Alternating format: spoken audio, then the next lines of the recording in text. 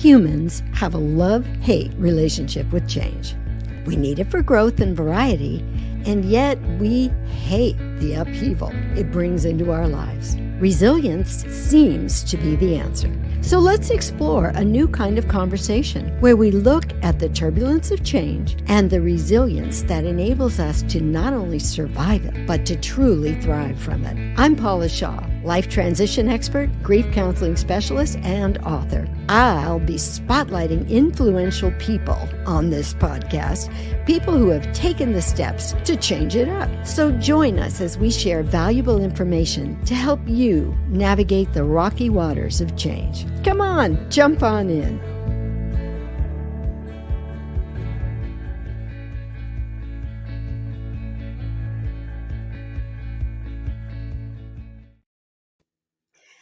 Hi, I'm Paula Shaw, your host. I am delighted to have you here with me today because we're going to have another extraordinary show working again with the theme, A Season of Grief. Those of you who have been following the show know that we have been looking at grief. First, we actually did a kind of masterclass on grief.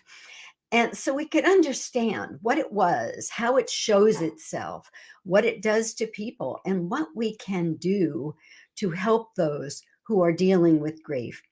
We've spoken with Gary Plummer, a former NFL player who dealt with the grief of concussion damage.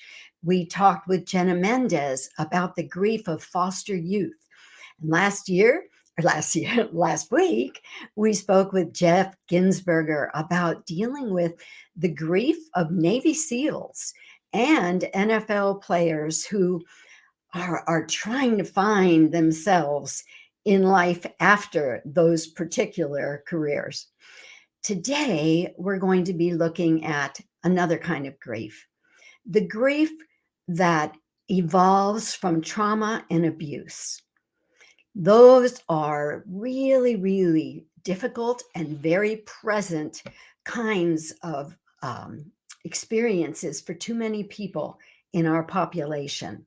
Trauma and abuse can almost cause a different kind of grief. It may show up as fear, as lack of trust, as anxiety, as an inability to feel calm and present. It can show up in many different ways. As I mentioned to you in our very first show, grief has many faces. It's not just tears and sadness. Sometimes it is that, of course. Sometimes it's depression, but sometimes it's almost jitteriness. It's almost an inability to focus. So what do we do? What do we do when we know someone, or when we hear about someone, or we just know there are a lot of someones out there who are dealing with abuse and trauma? Well, the woman that I will be introducing you to today, Tracy Pryor, is someone who's really taking an active step to help those who have dealt with the grief of trauma and abuse. So let me tell you just a little bit about her before we bring her out.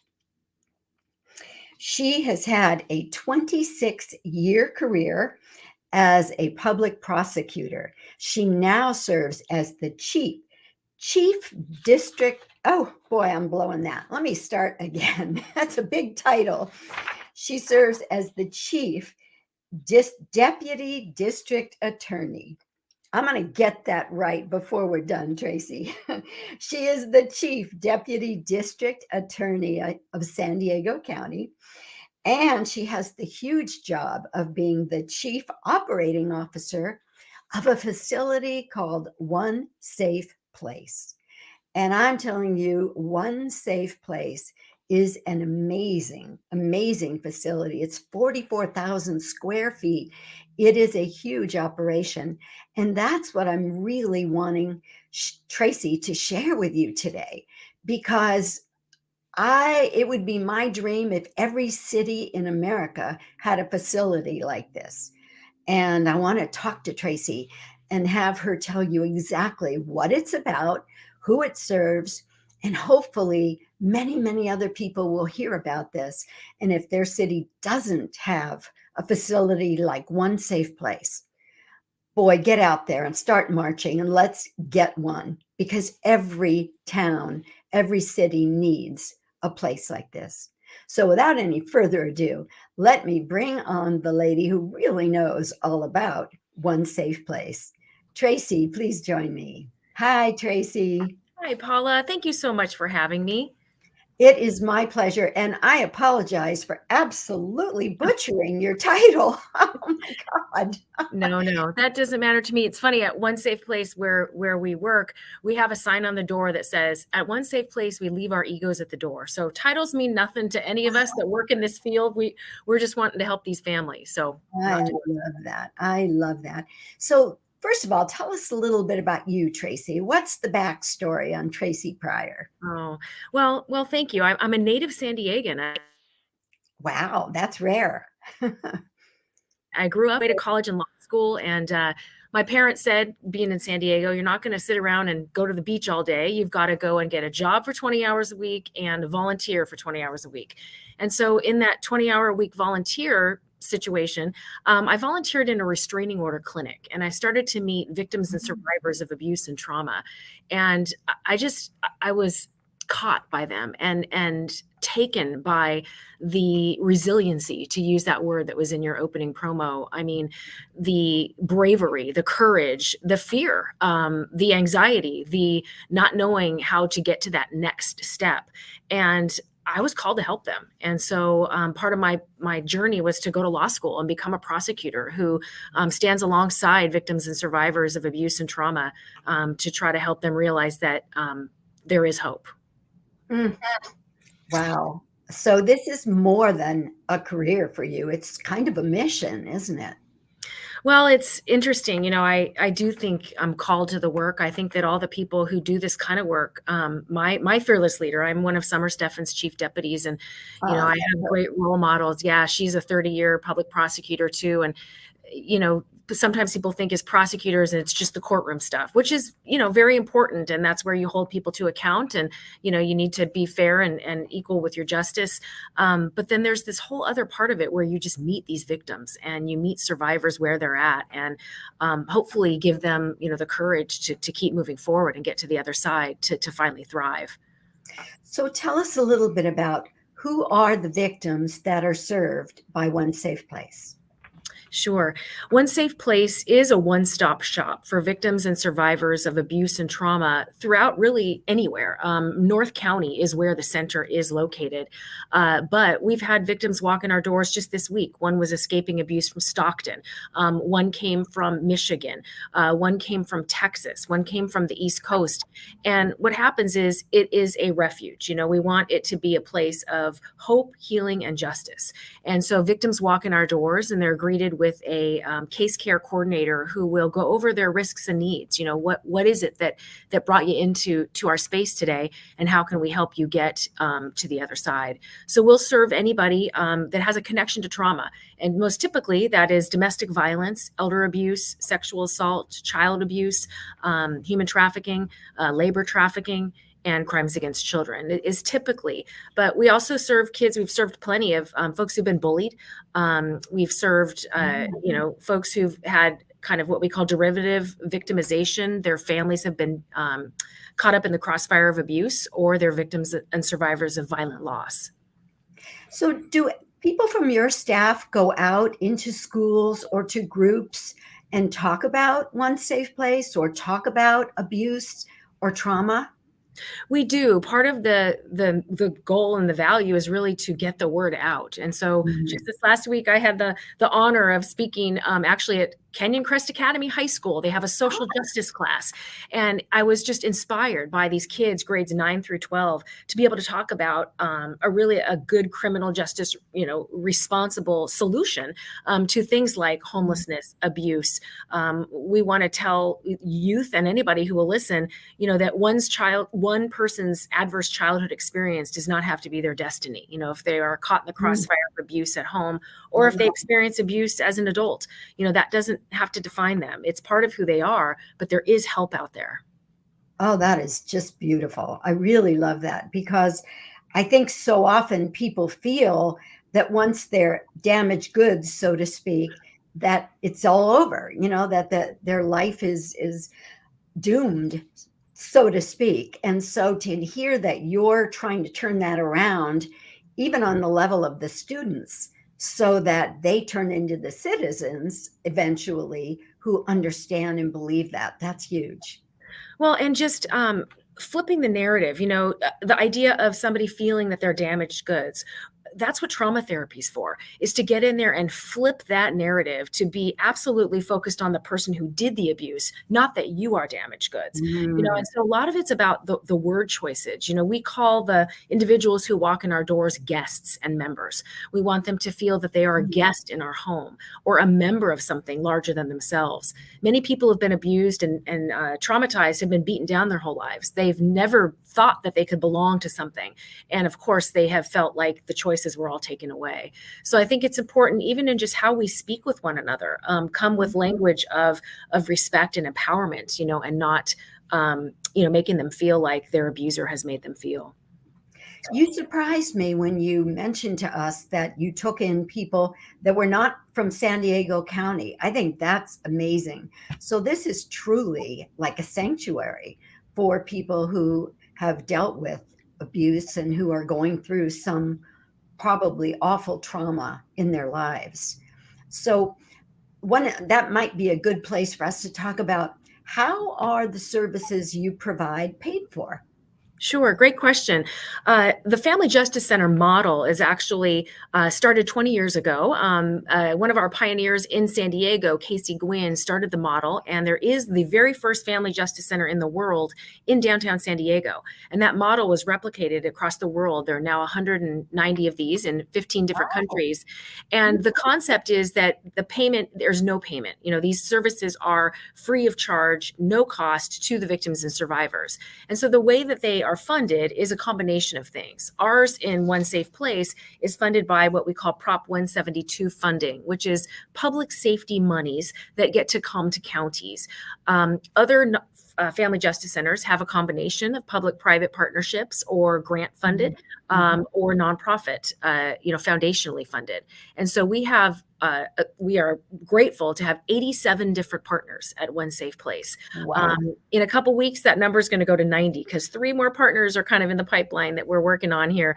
But the fact that there's 87 different nonprofits in that North County region leaning in to help means that we can get to yes and offer these at no cost to our guests and members. And did you say, Tracy, that this is a kind of a model that's being replicated across the country and around the world? Is that what you said? It is. It's a model that's been deemed to be, yes, best practices. There are family justice centers in 28 of our 58 counties in California. So we have 58 counties. All 58 need one. And what we found in San Diego, my fearless leader, Summer Steffen, realized we don't just need one in San Diego. We need about 4. And that model was in New York. They have one in every borough. So they have 5 of them in New York. Wow. And, because San Diego County is 4,500 square miles, that's why our district attorney said, hey, driving to downtown San Diego from the North County is like going to a different country. So we need to regionalize these so all victims can have access. Oh, that is so fabulous. We're going to have to take a quick break, but when we come back, I want to know so much more about what kinds of services you provide at One Safe Place. We'll be right back. Thank you. Is living in today's fast-paced world making you feel stressed and out of balance? Are anxiety, sleeplessness, depression, lack of focus, or weight gain robbing you of your relationship and your energy? If you're ready for change, you need to call Paula Shaw. Paula helps you identify and eliminate self-sabotaging thinking and behavior. Using a wide variety of mind-body techniques, she provides her clients with the most effective processes for their specific needs. To book a session with Paula, call 858-480-9234. That's 858-480-9234. Welcome back to Change It Up Radio. I'm your host, Paula Shaw, and with me today is the Chief Deputy District Attorney, Tracy Pryor. If you missed the beginning of the show, I did a terrible job of actually stating her title, but Tracy said, which was so wonderful, that at One Safe Place, which is the incredible facility we've been talking about, their sign says, "Leave your ego at the door." So I love that. I think we should have that sign by every door in America. So welcome back, Tracy. I'd love to talk a little bit more about these different populations you serve, the kinds of abuse. One group that really, really tugs at my heartstrings and that I really have a passion for helping are those people who have been sex trafficked.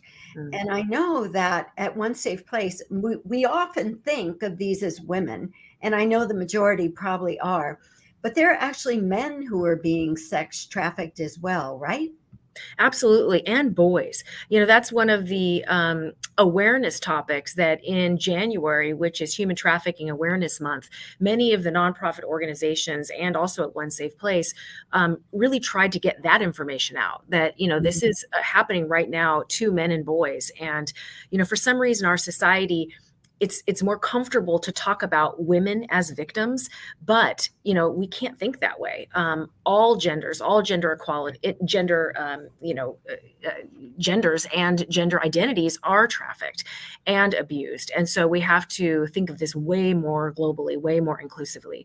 But sex trafficking is a real issue, especially where we live in San Diego.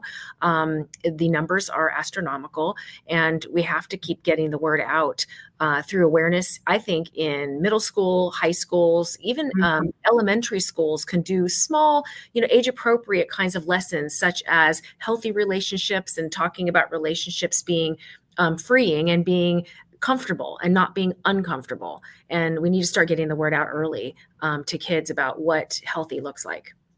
Can you tell us a little bit about the process, the sort of stages that happen to young girls? Because I was pretty shocked when I found out about the grooming process, about these stalkers, how they're reaching out to kids. Can you educate us a little bit about that, Tracy? Sure. And the perpetrators are very good at what they do. They know that they can prey upon the vulnerable. And a lot of times vulnerable is young, and children who just haven't had as much life experience. Often, unfortunately, in child sexual assault or in other victimization types, the perpetrator is known to the victim as opposed to being a stranger. That is a myth and misconception that sometimes exists out in society, that these child molesters are the scary person in the ski mask lurking around a childhood park. That's not the case. Over 90% of the cases that come into our office and what we see, the perpetrators are known to the victims. So that's where this grooming can kind of take place. And unfortunately, it can happen within families. It can happen very easily within the confines of one's own home. And so that's something that people, I think, don't recognize. And so when people are quick to blame a victim, well, why didn't she tell? Why didn't he come forward? Yes. What we have to think about is the reasoning behind that. There's fear and embarrassment and shame. Add on to that the fact that this is a family member. What's going to happen if I report my family member, a stepdad or an uncle or a stepmother, and so kids and adult victims really wrestle with the secondary consequences, if you will, of reporting abuse. And so that's why these crimes are so underreported. And the whole aspect of this where perpetrators are reaching out to kids through social media. Can you talk a little bit about that? Because that was really shocking to me to find out as well. Yes. It's one of the most pervasive ways to victimize right now. And it got worse during the pandemic because kids were on the devices way more. And people who are sometimes our eyes and ears of abuse, like teachers and mandated reporters, weren't being able to see some of the kids that were experiencing signs of abuse. So perpetrators are very good at this. And, the kids are on social media all the time. Well, a lot of people, we all are on social media all the time as a population. And so why not use that as the playground for the abuse? I'm hearing a little bit of a noise, so I know I am too. I'm not sure. Oh, just went down, so that's Oh, good. good. Thank you. I was hearing it too. So we try to tell parents when we meet with them, that's just something to have conversations with your kids about. If Yeah. something doesn't feel right, obviously, tell a trusted adult. Sextortion is a big topic that's going on right now, where they use artificial intelligence, to go in there and find friends of the kids, and then they Oh, can send them no. links. They can send links saying, you better send me a picture of yourself, or else I will send this, bad picture of you to all of your contacts. Wire me $2,500 immediately, or I will X. So, it's very overwhelming for these kids. And, it's something that we have to keep our head on a swivel on. We have to be vigilant about our public safety and our kids' safety. That is absolutely horrifying that that kind of thing is going on, because imagine being 15 and all you care about is what your peers think of you. And if somebody threatens you like that, oh my goodness, you would just do anything to keep that from happening. Right. Oh, I'm just horrified. I got to tell you, Tracy, I'm really horrified by that. And I think it's so important that we're talking about this, and that your division also works on getting the word out to schools. In fact, I think isn't there some sort of a group of young people that go and they do assemblies, and they actually have some kind of a performance they do, educating kids about this? Is that Yes. part of your division? Yes, my boss, Summer Steffen, our district attorney, about 3 years ago now, paired up a public-private partnership with a company called UBS, and there is a curriculum for 3 different grade levels that goes out into schools and teaches about human trafficking and bystander intervention. And it's just a fabulous curriculum that talks to kids about red flags and warning signs. A young girl who all of a sudden withdraws from school activities that she used to do, or a young boy who now has, this special friend that's older, that's all of a sudden bought him a cell phone and, got him all these new clothes. There's just some tattooing the name of a perpetrator is very common for perpetrators to want to do. And, there's just things that kids can do if they feel like their friend is being abused, is to say something. And so the education in the schools is very important. Just tomorrow, actually Friday, tonight, actually at One Safe Place, there's going to be a screening of a movie called Unstranger Danger, and the community's involved, and we're inviting youth to come as well. And that title, Unstranger Danger, says it all. And that is trying to get the word out that often the abusers are known to the victims in the case. And so this film traces the stories of 5 local victims and their experiences in reporting the abuse and going through the criminal justice process. Another example is that on Wednesday next week at One Safe Place, we're having a teen dating violence awareness event where 100 kids are going to be coming in, and they'll have pizza first, but then they'll do some interactive games to learn about healthy relationships. And they'll go through an interactive little experience of a game called In Their Shoes. And they'll go through different stations and read little cards about, what would happen if this happened to you. And then they go through different stations and discuss among themselves what are some ways to get out of an abusive relationship, and learn tools on how to do that. So we have to start young, because kids that are experiencing violence or that grow up in violent homes, they might go to repeat behaviors because that's what they think is normal. So getting in there and spreading awareness about what's healthy and what's not, I think is important. Oh, it's huge. And I love these programs that you're doing. So you have obviously people on your staff who are therapists, psychologists. I think that's an important piece we should talk about. Tell our listeners what is available at One Safe Place, because Sure. you've got lots of professional people there to help these victims. Sure.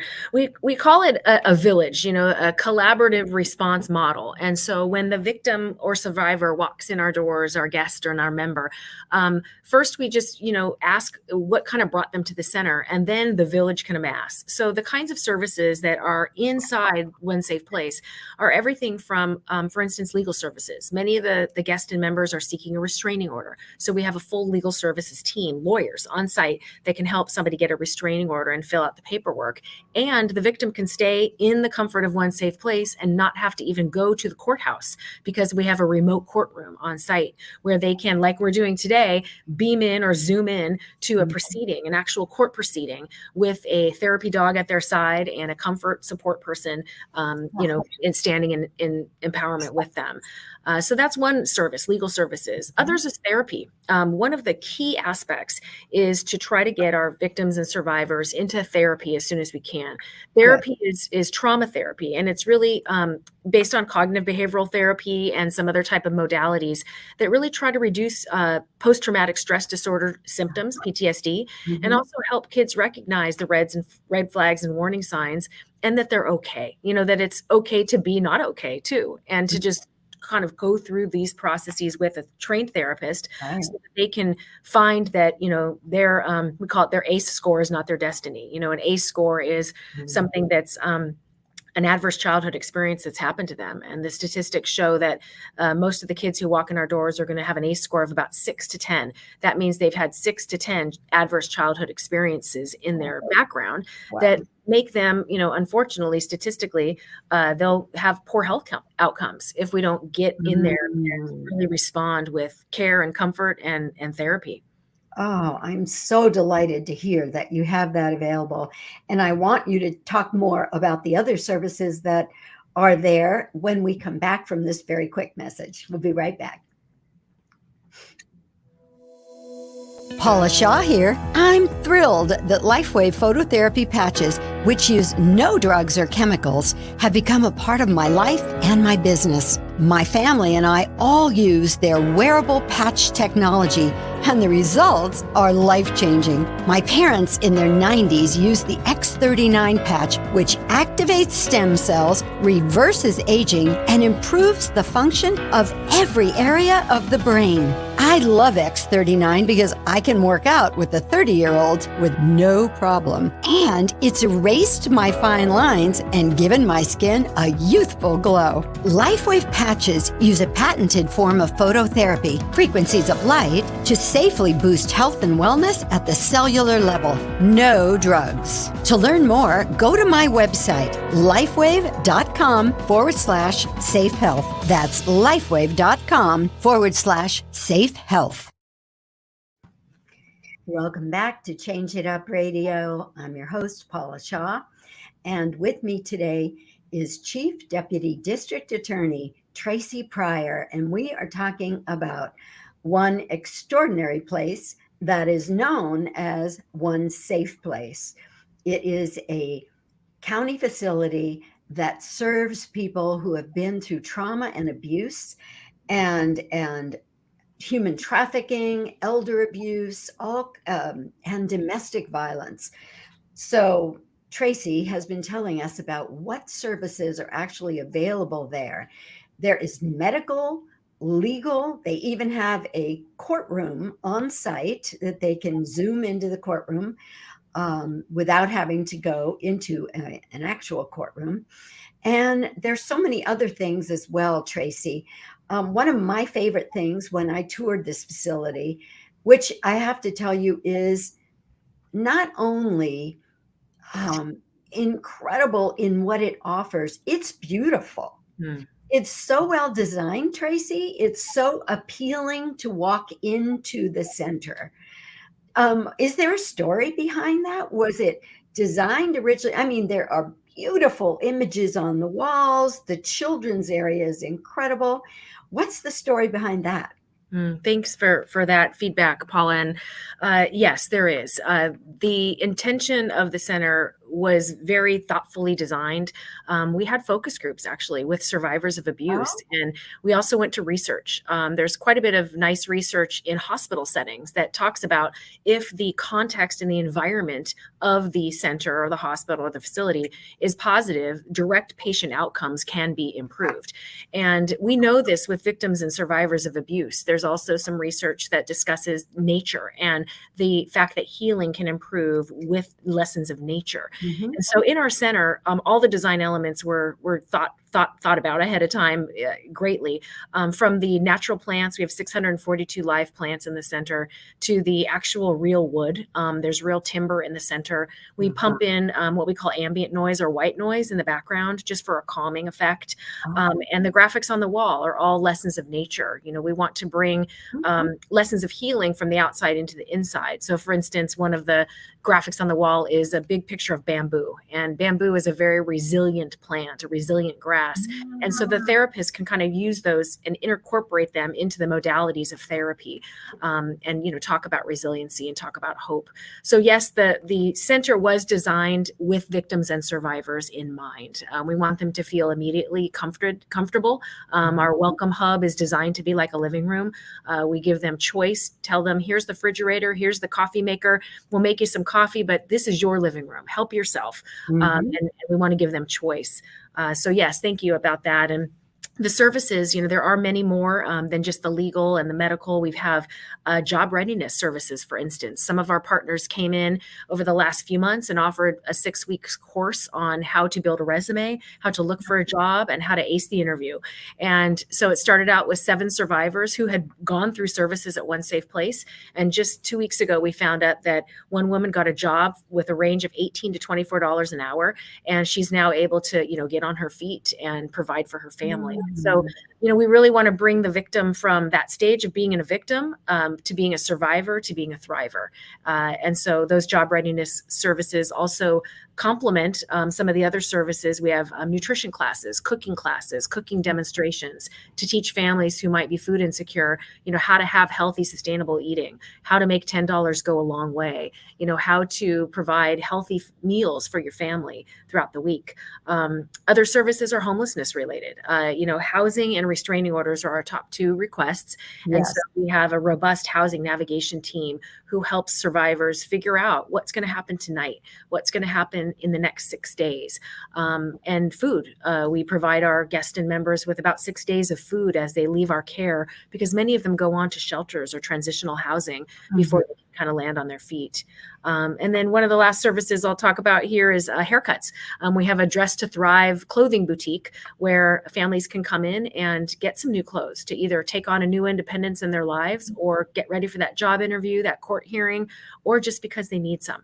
And when they walk into the boutique, as you've seen, Paula, because you've been there, the goal is to make them feel dignified, make them feel worthy, give them a new pair of clothes, new pair of jeans.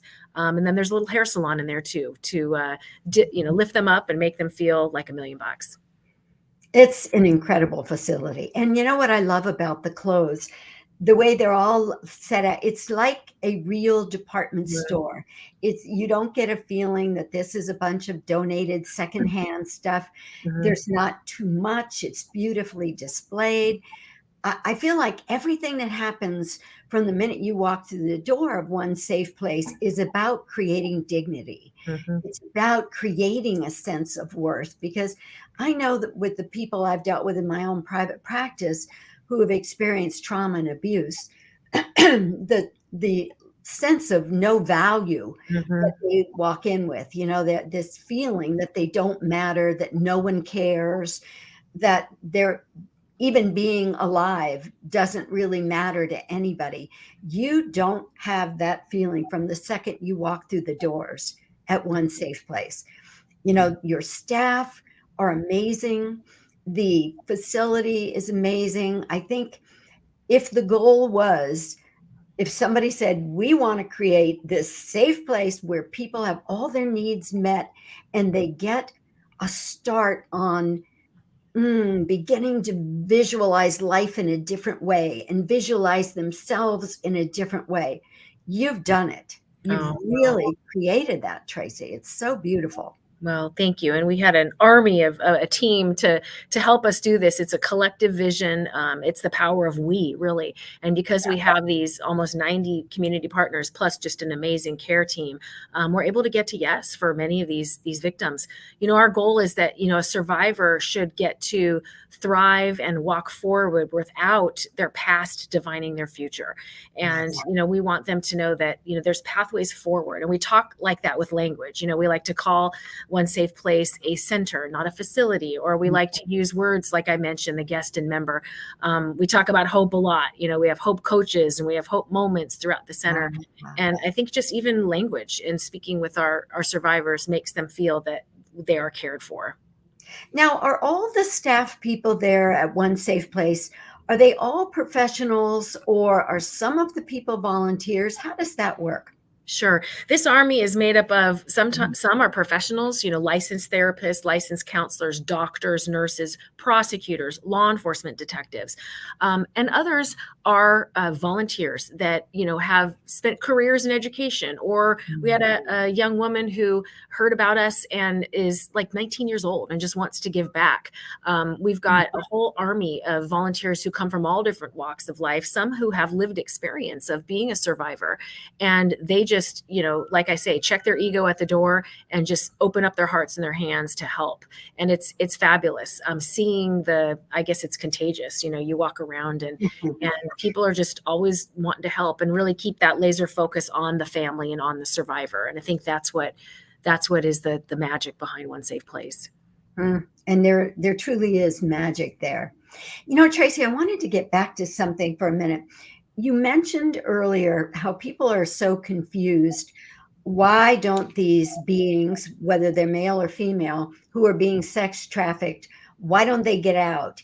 And I kind of wondered the same thing with domestic violence. What are the methods or the mechanisms that hold them in place in this life that's making them so miserable? Sure. Domestic violence is at its core a crime about power and control. And so the perpetrator is solely focused on power and controlling, dominating the victim, who over time, this is a person that maybe, they loved each other and there is still love in the relationship. But over time, the victim sometimes can learn to become learned helplessness, they call it in the literature. And it's a dynamic that can happen to anyone. This is not a X kind of person's problem or a Y kind of person's problem or a poor person's problem or a rich person's problem. It's everyone's problem.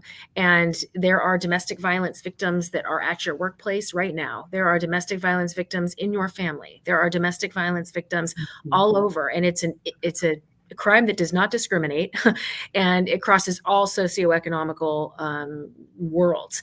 And it really focuses on this power and control within an intimate partner relationship. And so victims are embarrassed, they're shamed. They feel uncomfortable even asking for help because then people might judge them. And, there's secrecy involved. Often the perpetrators are isolating the victims from the rest of their family, or they don't want the victims to even have an independence in their lives. We see so many cases as a result of the victim getting a new job and feeling powerful, or just talking to another person, in a relationship. It's jealousy. So we call it the spokes of the domestic violence wheel. And there's a cycle of it, a cycle of domestic violence. It starts out with kind of what they call this acute battering stage. So maybe an incident happens, like a slap or a shove or something, but then it's a honeymoon phase.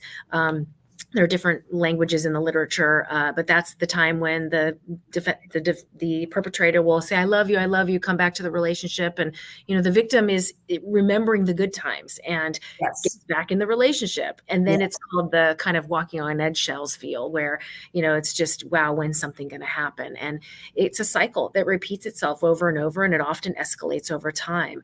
And so we have people that have walked into One Safe Place after 37 years of being abused. Oh my God. They test their toe in the water there and they see, am I really going to get help here? And we've had them come back 2 and 3 and 4 times. And then on the 5th time, they're like, I'm leaving now. And these are just stories that happen over and over again. And we want, the victims and survivors to know that whenever you're ready, people will be here to help you. And we recognize that it's more common to stay in the relationship than to be able to get out of it, because it's terrifying to get out of it. And, one of the things that really comes through to me when I listen to you and what I know about One Safe Place, there's like no judgment. It's not like, oh, you're here again. You still haven't left, because you get it. I can tell just listening the way you talk about it, Tracy, that there's so many levels to what's going on psychologically with people. And then we haven't even touched on the fact that often children are involved. And you would think having children in a situation where there's domestic violence, that would make you want to run immediately for their safety. But so often a woman has no ability to leave. She doesn't have the financial ability, or maybe even a car and a place to go. Right, right. You've hit it all of these aspects of the domination and the control. And it isn't even just a women's issue. This is every, gender, every gender identity. If the perpetrator is about power and control, then that's when it can happen within an intimate partner relationship. And the kids caught in the crossfire is unfortunately just a very ugly truth about domestic violence, to use that phrase. It's kids don't, I think, escape from the abuse. They know what's going on. They put on their headphones and they try to compartmentalize. So they do try to escape, but they don't sleep through it. I mean, they don't just know it's not going on. And so, those kids, we don't want them to grow up to be that next generation of abusers, because sometimes they might repeat patterns that they see. And so that's when it's so important to get in and get some therapy to these kids caught in the crossfire of abuse. And when we do that, I think we give those kids a future and we help public safety. We like to say it's easier to build strong children than to fix broken adults. And so if we can get in early with these kids, and let them know that, this is not healthy.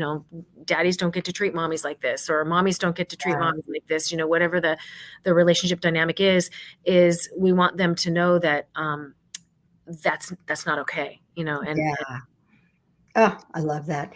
We're going to need to take a quick break, but when we come back, I want to talk a little bit about the child abuse and elder abuse. Sure. So we'll be right back with Tracy Pryor.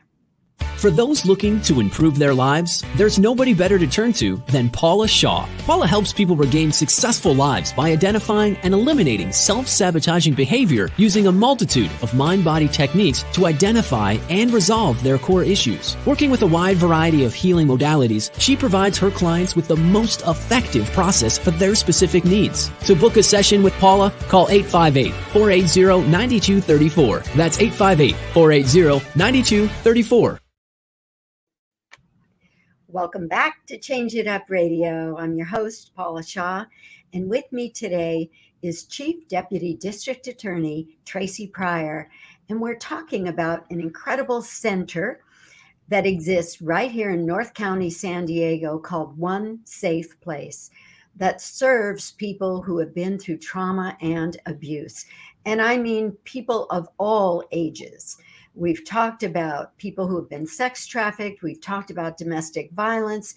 We've talked about other kinds of abuse. But right now, I'd like to talk to Tracy a little bit about the children who are in that situation of domestic abuse. Sometimes the children are actually being physically assaulted and abused, right, Tracy? Sometimes Yes. they're not. I know. Sometimes it's the parent. And an experience I've ever had in working with kids whose parent was being abused, whether it was through verbiage, whether it was through words or whether it was physical, the children feel the pain on a certain level, don't they? They do. And, we have kids that walk in our doors. Just a couple weeks ago, kids were clinging to their mother and they wanted their mom to just be safe, and this protection aspect. The kids are just so resilient. But the reality is they're caught in that crossfire. So sometimes they might not be hit, but they are secondarily witnessing the abuse. And we call that a direct victim of child endangerment.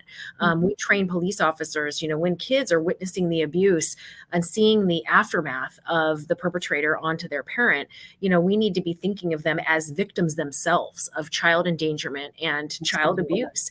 And so we do charge those as crimes, and we want to get the word out there that we don't tolerate that. Kids who are witnessing and experiencing this are victims themselves. The sad reality is that we see in the research a connection between domestic violence and child abuse, physical and also sexual. And so that's a whole nother layer and barrier for kids to wanting to even say that something bad's going on in the house, because they're worried. They're worried that, if they tell, they're going to get hurt more. They're worried what's going to be happening to their mom if they tell. Kids who've been in the system know that, child welfare, they think that they might come and take their parents. I mean, these are kids that are young. We shouldn't put all the burden on them to have to navigate through these waters. And, that's why it's so important to, I think, hold people accountable when they do these kinds of crimes to families, because it rips apart generations of kids. But the hope and the good news is that there's a lot of resources out there for these kids.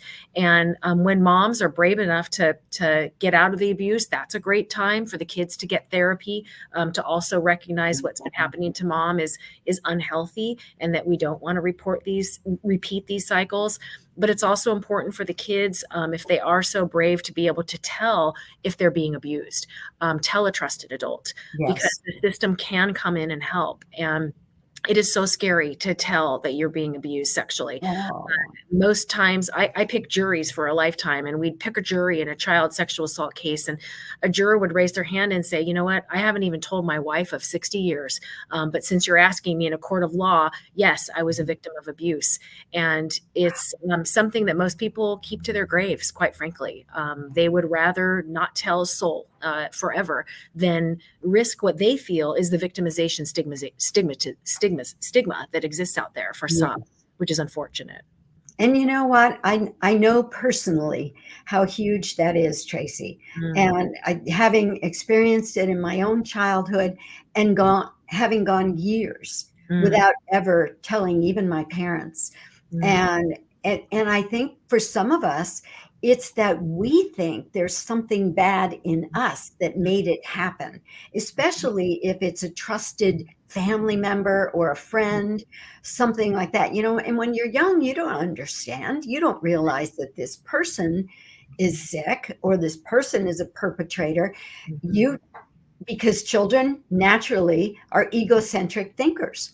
So we think, as children, everything that happens is because of us. So all the good stuff is because of us, but also so is the bad. And that can be a really difficult thing. And so I just say right now to any mother who is listening to this, who is dealing with domestic abuse and or child abuse, take yourself right now to one safe place, because you will be safe there, and you will be able to get help for your child as well as yourself. And thank you for that, Paula. And I just want to thank you for sharing what you just shared. And that's you're a prime example of somebody who's overcome. And I want kids and everyone to realize that what happened to you is part of who you are, but it doesn't define you walking forward. And one safe place can be a haven for that. And it's when you're ready. It's not, like right now is going to be this moment when I'm going to walk in there and do it. Sometimes it takes time. And the nice thing for the community to know is that there's no pressure. When you walk in the door, none of the services are contingent upon you reporting to law enforcement. And so I want to get that message out there too, because while law enforcement is on site and they're an anchor partner and they're integral in our ability to provide hope, healing, and justice, some people that might be a barrier, but it doesn't have to be. It can be a time when you're ready to get out of the relationship. It occurs to me that one of the most important things people need when they're trying to heal or when they have been abused is acceptance. Because the victim themselves feels they're not acceptable, or they feel they somehow are bad, or they've made this horrible mistake or taken this action, that they've taken. And what I really love that I hear from you, Tracy, and what I see at One Safe Place to the point. It's just really makes me feel emotional. There's such a level of acceptance. There's no judgment. There's nobody shoulding on you, nobody telling you what you should have done or should be doing. They're just taking you in with love and with service and with these beautiful intentions of helping you to change your life. And Thank you for saying that. And this may be for the very first time in somebody's life, because batterers and abusers, they don't give choice. They don't give acceptance. They should you all the time, and so this is going to be a place where you can breathe. And, we like to say, or I believe that trauma looks backwards, but hope looks forwards. And so we want to be a place of hope when somebody's ready. We call the people who work at One Safe Place hope givers, and they kind of hold on to the hope and are ready to give it when the victim's ready to receive it. And it's just really all based on what's right for the victim. So thank you for pointing that out, because when one feels judged, they won't open up, and Absolutely. when one feels, so. And one won't seek help if one fears being judged. Exactly. And so I think you've really done so much to alleviate that concern on the part of anybody who might be thinking of seeking help. Right. One thing I wanted to mention too is pets. Many people don't seek help but because they have a pet at home and they're worried that the abuser is going to hurt the pet, or they worry, who's going to take my pet with me? A shelter won't take me if I have a pet. So I did want to just get the message out there that we are a very pet friendly center. We recognize the direct link between animal abuse and human abuse, and we want to reduce barriers about pets. So we have about 6 great pet partners amongst our almost 90 partner agencies. For instance, one woman came in with a backpack and a cat carrier, and she said, I am ready to leave the abusive situation, but I will not leave my pet cat. And so the partners rallied, and the restraining order attorney was half allergic to cats, but he still met with her. And within 45 minutes, the cat had been delivered cat food, a new cat carrier, and we were on our way to being able to foster that cat so that the victim could go into a shelter and then reunite with the cat. So that's just an example of, we've served 43 pets, including someone's pet snake, 3 pet rodents, dogs and cats. So don't let having pets be a barrier to walking in for help. So one last population I'd like to touch on before we run out of time, and a population who I think would really, what you just explained about pets would be really important to them, and that's elders. Oh, yes. So elder abuse is a phenomenon that we never used to hear about. So let's talk a little bit about that, Tracy. Sure. They say society is judged by how you treat your most vulnerable, your youngest and your oldest. And the elder abuse situation in our county is real. It's real everywhere. And the elder population is exponentially growing. And so we have to, remain vigilant and committed, as we are in this county, to recognizing red flags and warning signs of elder abuse and then responding to it. So at One Safe Place, we have 6 fabulous partners, everyone from Adult Protective Services, Adult Aging and Independent Services, Serving Seniors, Alzheimer's San Diego, PACE for the elderly. The list goes on of people who are ready, willing, and able to help. Just yesterday, I'll be reporting that out in one of my newsletters tonight, but one of our hope moments was giving help to an elderly man who lived in a trailer park, walked into One Safe Place yesterday, and he'd been really living kind of in his own prison. He had a very abusive son who was just wreaking havoc on the residents and on this elderly man for years. And he was referred to One Safe Place by APS, our Adult Protective Services. And he walked in, and we actually went and picked him up. We gave him an Uber to pick him up. So transportation isn't a barrier at One Safe Place. We have 2 shuttle vans and then contracts with Uber and Lyft. And so this elderly gentleman was transported to the center, and then immediately the team amassed. He needed a restraining order, and he was able to get one with the on-site legal services. He connected with one of our partners, Interfaith Community Services, to help this other son with some alcohol abuse issues.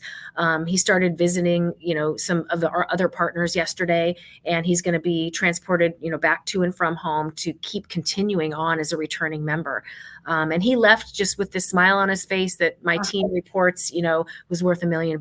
And that's just one form of elder abuse. Financial abuse is rampant. Scams, they call it the grandma scam. Oh, Somebody will call up an elderly and say, your granddaughter is, caught, and we need you to wire $7,500 to us very quickly, or else she's going to get hurt. And it's so sad, but our elder population, they grew up in a time when a handshake was a contract and you could trust people. And so, they're buying in. Some of these vulnerable population elders are buying in and losing their life savings to these scams. Oh. So we're always out there trying to spread the word. June is Elder Abuse Awareness Month nationally. And so we'll be wanting to get the word out in June, especially about awareness and red flags and warning signs to our elderly community. Oh my goodness. I feel like I've been on an emotional ride here with you today, Tracy, because we have talked about so many groups that are just so near and dear to my heart. And to think of these people being abused is so painful. But I hope that our listeners have also come away from our talk today with hope, because people like you, Summer Stephan, One Safe Place, these things exist in our society as well. And so we are trying to care for the people who have experienced trauma and abuse. And I am so delighted to have learned so much more today in our talk, Tracy, about what's available out there, what you're doing. And I think it's very important that we do not forget to have you tell our listeners and viewers, where can people reach out? If they know somebody who's being abused or they are being abused, how do they reach out to you all? Absolutely. Thank you for that. Anybody can walk in our doors at any time. We are extended hours. So we are open 8 a.m. to 8 p.m, Monday through Friday. So I'll just pause on that. That's extended for a government agency. So 8 a.m. to 8 p.m, Monday through Friday, and then 8 to 12 on a Saturday. So we have some Saturday hours too, if that's more comfortable for you. But then you can also reach out. We have a phone number, a landline, 760-290-3690. And we also have an email that we watch for multiple times per day, and it's gethope@onesafeplacenorth.org. You can also visit us on our website, which talks about our list of services and some of our upcoming events. We have a Facebook page and an Instagram account, so you can follow us at One Safe Place North if you're involved with social media. But I'd say the main thing is just come and see us. We have a care team that even if that day you come and see us, that's not your day, we're going to welcome you in the next day or whenever it is your day to come in. And one last thing, what is the address of the center? Sure. We are 1050 Los Vallecillos Boulevard in San Marcos. Our zip code's 92069, and we are in an Ashley Furniture Center. We're off the freeway, the 78 freeway. So please come and see us. Come and visit us. Beautiful. Tracy, thank you so much. Thank you for being here, and thank you for all that you do, and for all the people who've helped and all the ones yet to come to One Safe Place. Thank you so much all for being with us. And please, if you know anybody who is a victim of trauma or abuse, tell them about One Safe Place. Tell them all what Tracy has just offered, and the phone numbers and the email address and all of these things that Tracy has just given us will be in the show notes. So if you didn't get a chance to write all that down, it will be in the show notes on changeitupradio.com. Thank you all for being here. Tracy, bless you. And we'll see you next week on Change It Up Radio. Bye-bye. Thanks for joining me on Change It Up Radio. I hope you found this episode informative and entertaining. If you want to hear past shows or you want to get information on being a guest or a sponsor of this show, go to changeitupradio.com. We all know that change is inevitable and it's necessary, but darn it, it's also tricky. My goal is to help you make the experience of change smoother and more productive. If you've benefited from this show, please subscribe to it, share it, and review it. That helps me to tune into what you really want to hear and what you really want to learn more about. Remember, you can find us on every major podcast platform and also on YouTube, Facebook, Roku, Apple TV, and Amazon Fire. We look forward to seeing you next week for Change It Up Radio.